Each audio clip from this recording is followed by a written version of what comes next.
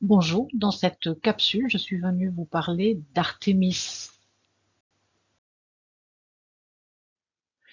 Pour une fois, Zeus n'a pas violé, il ne s'est pas non plus transformé, déguisé en taureau et en cygne pour séduire Leto. Il semble qu'ils ont simplement conçu deux enfants, mais ce sont deux enfants adultérins dans la mesure où Zeus est déjà marié avec Héra. Or, il y a quelque chose d'intéressant dans ce mythe, c'est que Leto est dite femme de Zeus avant Héra. C'est-à-dire qu'elle aurait été un féminin uni à un masculin, à ce masculin, avant la mise en place du système du patriarcat qui fait les épouses d'eux. Et donc ça c'est intéressant parce qu'elle va avoir quelques caractéristiques qui vont être transmises à Artémis. Donc, bien sûr, une fois que Zeus il a eu ce qu'il voulait, il s'en va et il laisse Leto se débrouiller avec sa femme. Bon, sa femme, Héra, est bien entendu, comme d'habitude, très jalouse et très en colère, hein, et elle va interdire et empêcher Leto de pouvoir accoucher. Elle ne trouvera absolument aucun endroit pour pouvoir accoucher, donc elle va errer un petit peu à droite, à gauche, et on voit bien ici que pour ce féminin qui n'est pas comme les autres, hein, c'est difficile de s'incarner, c'est difficile de trouver sa place.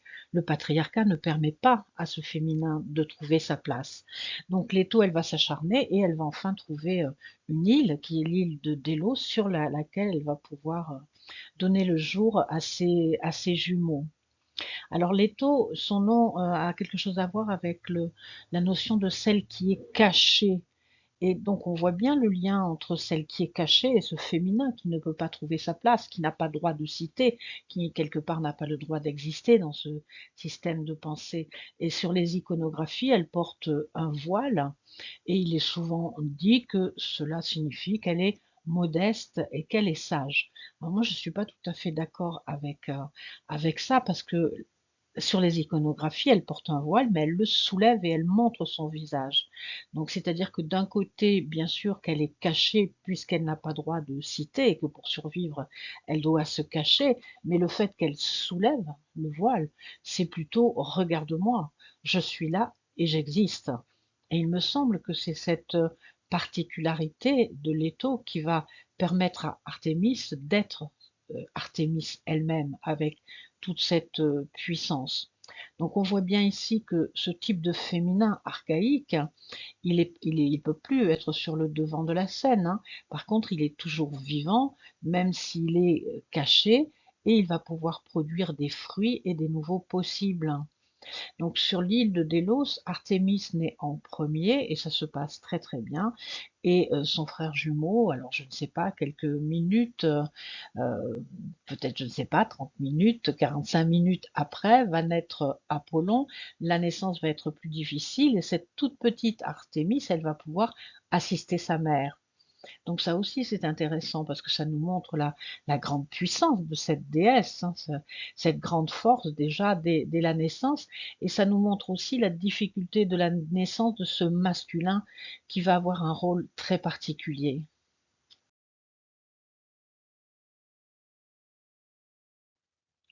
Le nom même d'Artémis est à rattacher à la notion de intègre, sain et sauf.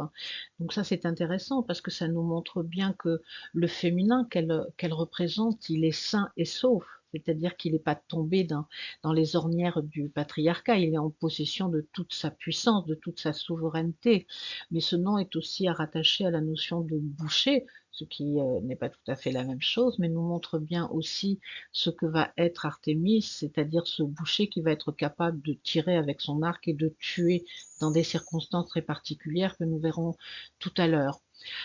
Donc Artémis va grandir et à un moment donné, elle va donc aller rendre visite à son père, c'est-à-dire que ça va être un féminin qui fait appel à cet animus paternel qui est censé lui permettre de se structurer, d'acquérir toute son autonomie. Et ce qui va se passer entre Zeus et Artémis va être très parlant. Alors tout d'abord, elle va lui demander de lui accorder de rester toujours vierge.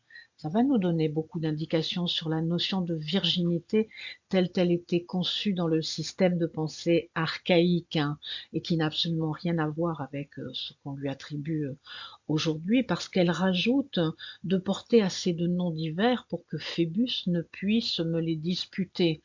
Ce qui veut dire que cette notion de vierge ne veut pas non plus dire disponible. J'ai longtemps traduit cette notion de virginité par la disponibilité, parce que c'était ce qui était proposé dans certaines études, mais aujourd'hui, je le vois de manière complètement différente. Je n'aime plus du tout ce terme de disponibilité qui induit d'être disponible pour les autres, et en particulier pour le masculin. Donc ici, Artémis nous donne des clés très importantes, c'est-à-dire de porter assez de noms divers pour qu'il ne lui soit pas disputé, c'est-à-dire qu'elle peut changer de nom quand elle veut. C'est elle qui choisit. Et c'est ça, la virginité. Ça n'a rien à voir avec celle que nous connaissons et celle dont nous parlons. C'est-à-dire, elle n'est pas épouse d'eux, elle n'est pas l'objet d'un homme pour lui faire des fils qui continueront la lignée, elle n'est pas non plus un objet de plaisir, c'est-à-dire elle portera des noms, mais c'est elle qui va choisir les noms qu'elle porte et personne ne pourra y dire quoi que ce soit. Donc ça, c'est très joli. Elle va lui demander aussi un arc et des flèches, et puis tout de suite elle va se rétracter. Que dis-je? Non, mon père, ce n'est point à toi d'armer ta fille. Les cyclopes s'empresseront bientôt de me fabriquer des traits et de me forger un carquois. C'est-à-dire que au départ, donc bien entendu qu'elle attend de ce masculin des armes pour être capable de se défendre et de s'imposer et de s'assumer.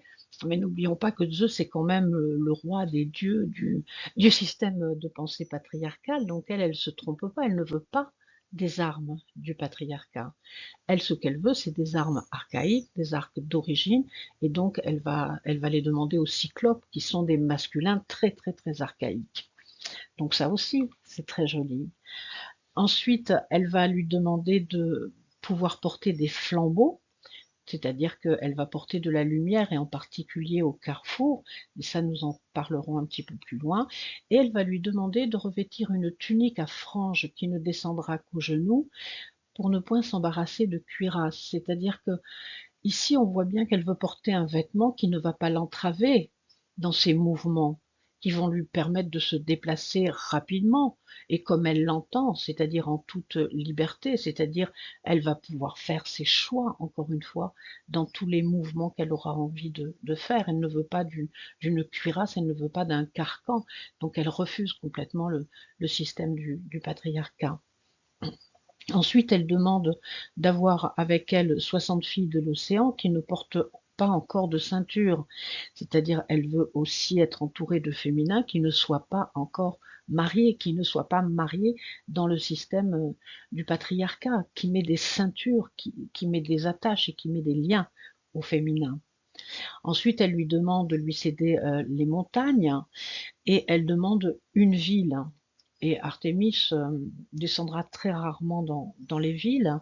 Bon, son père, dans sa grande générosité, il va lui donner beaucoup de villes dans lesquelles elle ira au moment de l'accouchement, dans les douleurs aiguës de l'enfantement, quand les femmes l'appelleront à l'aide. Donc ça aussi, c'est quelque chose de très significatif et nous allons voir ça dans la diapositive suivante. Donc Artémis, qui n'est pas un féminin assujetti au patriarcat, c'est-à-dire qu'elle ne sera jamais épouse d'eux, elle n'appartiendra jamais à un masculin et elle ne sera pas non plus un objet de plaisir. Cependant, ce n'est pas non plus un féminin qui n'a pas de nom, c'est-à-dire qui n'est pas incarné et qui ne peut pas avoir sa place, puisque ce nom, c'est elle qui pourra le choisir et elle pourra en changer à volonté sans que personne ne trouve à y redire. Donc c'est en ce sens que c'est une déesse vierge. Parce qu'à côté de ça, c'est une déesse très importante qui va assister les femmes en couche, qui vont l'appeler à l'aide. Ce sera des moments où Artémis sera capable de descendre dans la cité, c'est-à-dire dans des systèmes de société qui ne sont pas les siennes, et elle va aider ces femmes qui donnent naissance, et donc en particulier quand c'est difficile, et ça c'est vraiment très intéressant parce que dans la majorité des mythes où il y a des drames terribles, l'origine, c'est soit un viol et une agression du féminin, ou alors c'est une naissance d'un masculin très compliqué. On sait qu'Izanani, elle y laisse la peau au Japon, et puis on voit aussi ce que ça donne avec Seth en Égypte, hein, qui à sa naissance déchire sa mère et qui donc devient un masculin très agressif et très dans les jeux de pouvoir, hein. Donc Artémis, elle agit à ce niveau-là pour éviter justement ces origines de drame, c'est-à-dire ces naissances très compliquées.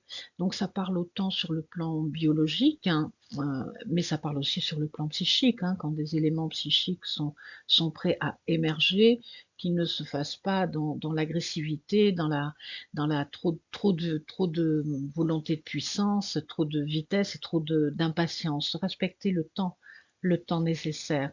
Donc elle a un rôle vraiment très important à ce niveau-là. Donc Artémis, en tant que vierge, c'est un peu compliqué parce qu'elle a quand même donné la vie à 50 Amazones. Et puis nous la connaissons aussi sous la forme de cette statue avec ses nombreux seins qui sont prêts à l'allaitement. Donc on est quand même très loin de la virginité telle que nous la concevons à notre époque. Alors ces Amazones, quelles sont-elles? C'est vrai que pendant très longtemps, j'ai vraiment cru que c'était quelque chose de issu de la fantasmagorie masculine essentiellement, mais avec le temps et au fil de mes recherches, je pense aujourd'hui qu'elles ont réellement existé parce qu'il est impossible d'imaginer que au moment de la mise en place de ce patriarcat, il n'y ait pas des groupes de femmes qui aient refusé, comme Artémis, hein, de rentrer sous le joug, hein, du masculin, de devenir des filles d'eux pour devenir des femmes d'eux, qui n'aient pas voulu non plus devenir des objets de plaisir et donc qui se seraient regroupés un peu pour vivre ensemble et tenter de se défendre, hein. Donc tout ça, bien sûr, c'est à creuser, mais si nous les regardons d'un peu plus près, ces Amazones, donc elles ont des chevaux, des boucliers, des lances, des arcs, des flèches, elles ont des haches, elles ont aussi la double hache, qui est un symbole très significatif du néolithique. Et on dit que le début des batailles était annoncé par des sistres, hein, qui étaient utilisés dans les temps archaïques par les prêtresses, hein. Donc c'est vraiment comme si ces femmes, ces filles, hein, étaient vraiment les filles concrètement sur le plan de la société d'Artémis en récupérant cette volonté de virginité, de ne pas être un objet et de rester des êtres entiers dans toute leur souveraineté. Après, il semble qu'elles aient adopté certains modes de défense du patriarcat, mais parce que sans aucun doute, elles n'avaient pas tellement le choix.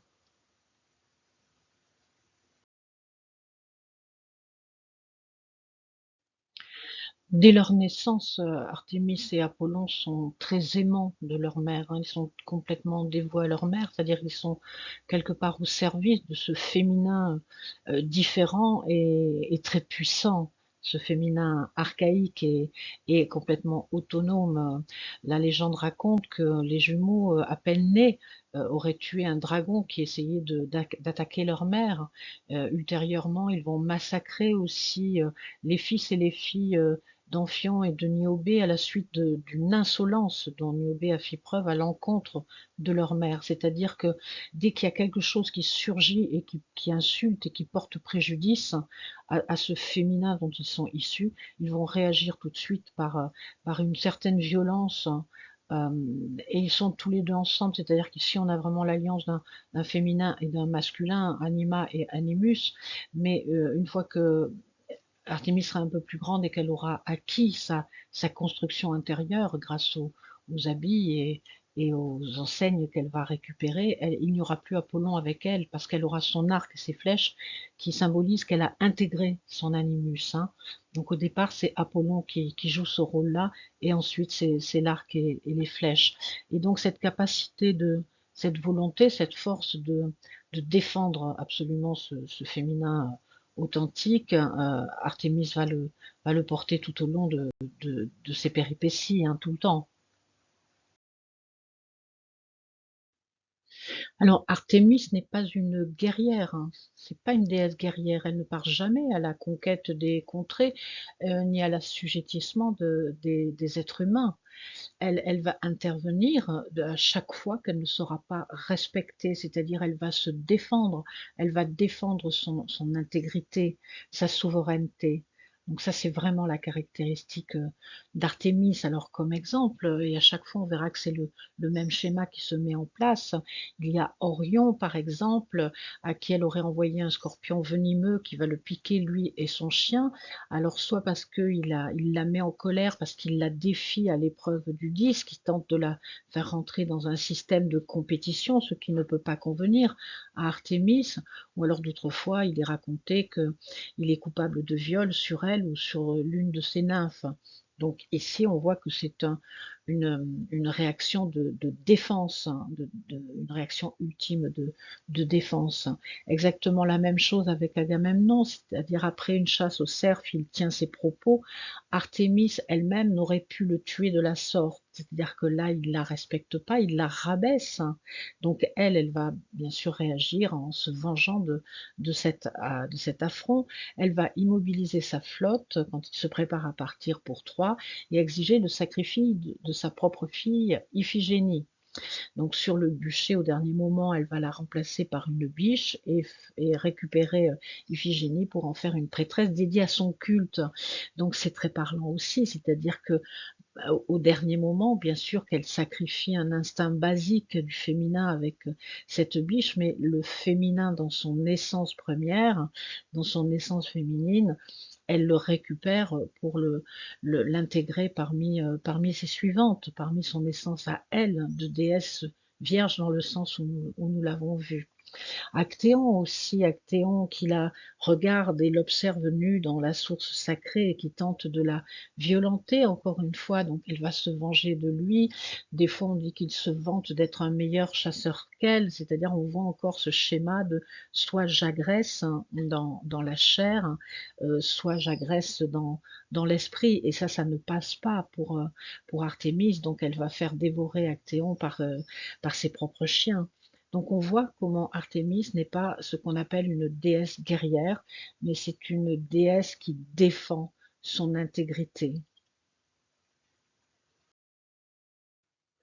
Artémis n'est pas un féminin ermite qui vit tout seul au fin fond de la forêt, caché dans une grotte. Artémis est un féminin qui rôde. Alors c'est vrai qu'elle habite et qu'elle se promène dans les forêts et dans les montagnes, mais elle rôde tout le temps à la frontière puisqu'elle est capable d'entendre les femmes en couche au sein des cités pour pouvoir aller les aider. Elle est donc à la frontière entre le monde civilisé et le monde sauvage, c'est-à-dire dans le mythe entre ce système de pensée qui a été mis en place dans les villes du patriarcat et puis le monde d'origine, hein, le monde naturel, c'est-à-dire l'inconscient, entre la conscience et l'inconscient. Elle nous relie complètement à la terre, hein, et tout ce dont elle est porteuse. Hein. Elle n'est pas loin. Elle est en fait comme une gardienne. C'est vraiment très réducteur de dire que c'est la déesse de la chasse. On sait quand même bien autre chose. Alors bien sûr qu'elle va être tout le temps avec des animaux sauvages puisqu'elle habite la forêt dans la montagne et qu'elle va les défendre, hein, qu'ils vont être en quelque sorte ces éléments de pouvoir, mais c'est quand même bien autre chose que la déesse de la chasse. Autre particularité, elle porte la lumière au carrefour pour ne pas que l'on se perde. C'est-à-dire que là, elle porte une torche, hein, une lumière au sein de l'obscurité. Ça pourrait être rattaché à la Lune, puisqu'on dit que Artémis a donné Diane et que Diane est reliée à la Lune, sauf qu'une torche n'est pas une lumière qui est reflétée, ce n'est pas un reflet de lumière, c'est un feu en lui-même, c'est une lumière qui est beaucoup plus chaude, beaucoup plus active et beaucoup plus solaire. On a ici la notion de conscience possible, hein, en fait. Et en se trouvant au carrefour, ça voudrait dire que ce féminin-là, dans sa présence, il nous permettrait de ne pas nous perdre au moment où nous sommes dans des carrefours avec des choix à faire et que le chemin de la forêt, c'est-à-dire le chemin de l'essence première de l'être, est encore possible. Donc en ce sens, elle est vraiment très précieuse, Artémis, hein. Et parmi toutes ces femmes qui, depuis des milliers d'années, sont sous le joug du patriarcat qui décide tout pour tout le monde, qui décide pour les hommes et qui décide pour les femmes, hein, on peut ici entrevoir qu'il existe encore une petite couche, hein, une petite émergence de ce féminin archaïque qui veille à la frontière, hein, entre la cité et la montagne. Que peut dire Artémis si elle apparaît dans un tirage de l'oracle des gardiennes des mythes et on va imaginer un questionnement par rapport à un ressenti, genre je me sens pas bien en ce moment et je sais pas trop pourquoi, je sais pas trop quoi faire, je suis très agacée.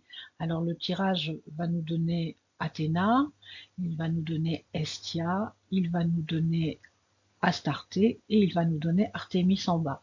Ce qui voudrait dire que ce qui occupe l'être, c'est ici, c'est une véritable guerrière. Athéna, c'est vraiment une déesse guerrière. C'est une déesse de la guerre qui est capable d'invectiver les armées, de les pousser à la guerre. C'est une déesse qui va protéger une cité patriarcale, hein, c'est une cité des hommes. Il faudra voir la capsule sur Athéna qui vous expliquera tout ça beaucoup plus en détail. Et on peut voir elle a des armes, elle a son épée et elle a ce fameux bouclier, le bouclier qui protège à la guerre, mais c'est aussi un bouclier qui empêche la relation à l'autre. Hein, qui empêche d'aller vers l'autre, d'aller à la rencontre de l'autre. Donc tout ça, ça va générer un gros mal-être et une forme de colère intérieure très, très présente.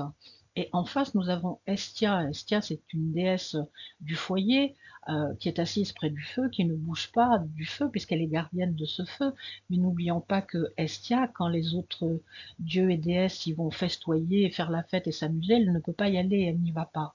Donc ici, il semble que ce qui met en colère l'être qui pose la question, ce qui fait que cette personne ne se sente pas bien, c'est que le contexte dans lequel elle vit, l'environnement, impose ce côté cocoon et très casanier, et ça ne semble pas du tout convenir à la personne. Il y a besoin d'un changement.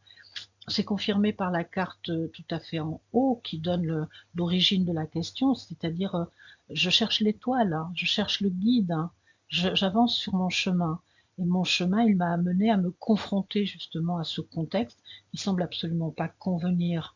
La réponse est Artémis, donc nous avons vu à quoi pouvait correspondre Artémis, hein, c'est-à-dire ce féminin très puissant, armé de son animus arc, hein, et ça demanderait, le jeu demanderait pour passer de cette guerrière hein, à Artémis, c'est-à-dire de lâcher déjà son bouclier et de ne plus passer par des armées, de ne plus passer par la guerre, mais d'être suffisamment fort par rapport à sa nature intérieure, par rapport à sa nature première, c'est-à-dire redonner sa force au féminin sans passer par des mécanismes de la cité.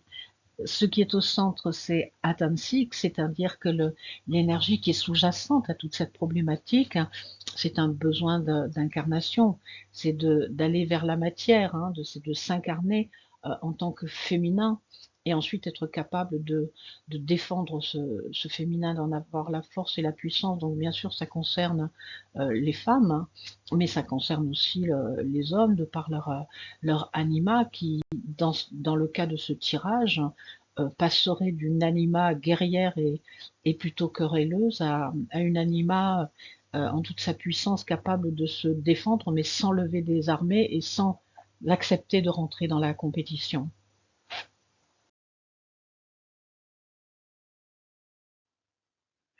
Fonction régulatrice qui fait respecter les valeurs féminines, Artémis nous donne le droit de dire non, le droit au respect, le droit de ne pas être assujetti, le droit d'être sensible à la nature, aux animaux, au bien-être des femmes quand elles accouchent, et sur le plan psychique, lorsque les éléments sont sur le point d'émerger, que cette émergence se fasse sans blesser l'âme et sans la heurter.